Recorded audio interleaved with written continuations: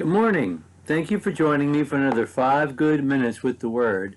I'm Barry Bryson, and we're continuing our study of the Gospel of Matthew today, and we're going to begin a study of the Sermon on the Mount. Now, in the last year or so, we did a study of the Sermon on the Mount, and then also did a study of just the Beatitudes. So we're not going to spend the kind of time in these 3 chapters that we spent during those studies, but we do want to take enough time to talk about the sermon itself and its importance to the Gospel of Matthew. As we've said before, Matthew's Gospel is a gospel that seems to be primarily written to Jewish Christians or to Jews who are thinking about the gospel, who are open to hearing the gospel message. And that's why, there's such great care taken to show Jesus fulfilling prophecy, doing everything that the Old Testament said the Messiah would do. That's why we have this highly stylized lineage at the very beginning of Matthew's Gospel. 14 generations between Jesus and Zerubbabel, 14 more back to David, and 14 more again back to Abraham. It's very clearly a document meant to prove to Jews that Jesus of Nazareth is the Messiah.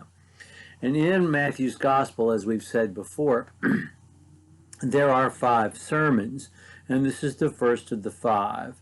And there are also 5 books of law, and I don't think that's a coincidence. The setting, the geometric setting, and the geographic setting of the Sermon on the Mount is really important. Jesus saw the multitudes, we're told in verse 1, went up on the mountain. After he'd sat down, his disciples came to him, and he opened his mouth and began to teach them. We have Jesus going up on the mountain, we have Jesus sitting down, and we have Jesus beginning his sermon by delivering a short list that will inform and guide the rest of his thoughts in the sermon. And I hope you see, you and I, whether we're Jewish or not, how he's evoking Moses and the giving of the law in just his posture, in his position, the vantage point he chose to deliver the lesson, and the way he decided to begin the lesson.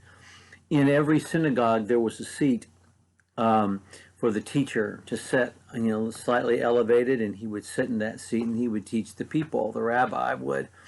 And it was called Moses' seat. So Jesus, assuming the posture of sitting down, they would have been very familiar with. That's the way they would have been used to hearing sermons, preaching, and teaching, with the teacher seated and slightly elevated so that he could be seen and heard by everyone. Jesus assumes that very posture and sits in Moses' seat.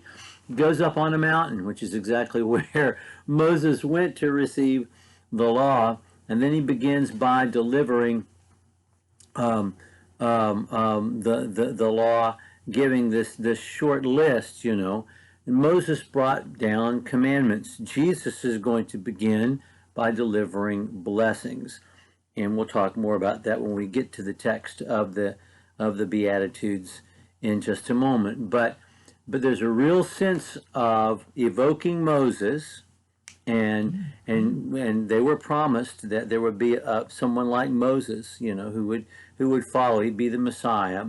That's mentioned not only in the law but in the prophets as well. And so Jesus is quite clearly identifying himself as the fulfillment of that prophecy. But he's not just embedding himself in something familiar for them and just snuggling into a familiar a role. He's also making clear from the very beginning that he's changing everything. Maybe change isn't the proper word. The word that Jesus uses is fulfilling everything. You can't fulfill something without taking the next step to the next thing God has in store in his plan. In other words, Jesus is presenting himself as completing something and being the transition to the next thing that God has in his plan.